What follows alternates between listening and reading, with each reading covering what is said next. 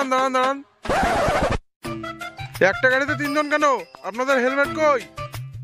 Helmet कहाँ से आता है हेलमेट? স্যার হেলমেট লেস তো ভুলে গেছি। ভুলে গেছিস মানে? বোকা চোদা, খাতে কোনদিন ভুলে যাস? যে হেলমেট নিতে ভুলে গেছি।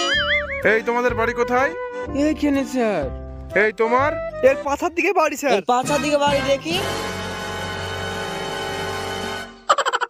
এমনিতেই গাড়িতে তিনজন চেপেছো, তাতে আবার হেলমেট নেই, আবার মাল খেয়ে এসছো।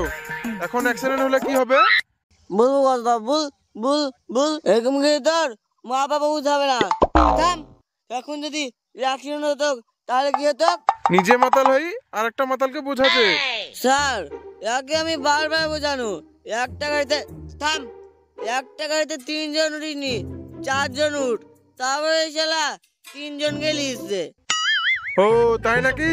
হ্যাঁ স্যার, এই শালাকে আমি বুঝাতে পারিনি। এখন স্যার ধরেছে, দেখ শালা 500 টাকা ফাইন লাগবে। আবে তেল ভরার তো টাকা নাই, 500 টাকা কোথায় পাবো? হ্যাঁ, তেল ভরার পয়সা নাই, কোনো সমস্যা নাই, স্যার আমাদের সেবা করার জন্য আছে। স্যার 500 টাকা দেন তো, তেল ভরবো, সেবা করেন আমাদেরকে। চল তোর সেবা করি আয়।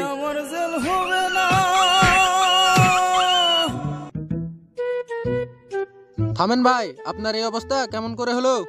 ভাই, মাল গাড়ি গাড়িতে তিনজন উঠি পুলিশের হাতে ধরা খাইছিল, তার লেগে মারিছে।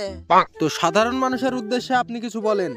সাধারণ মানুষের জন্য কি বলবো, কথা হচ্ছে যে তোমরা একটা গাড়িতে 3-4 জন উঠো না, আর মাল তো দূরে থাক, বিড়ি খেয়েও গাড়ি চালাও না।